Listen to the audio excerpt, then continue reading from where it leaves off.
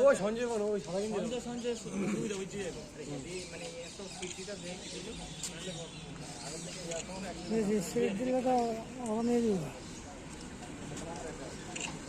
দাঁড়াও স্টার্ট এই যে ক্রস হলে স্টার্ট ক্রস হলে পাস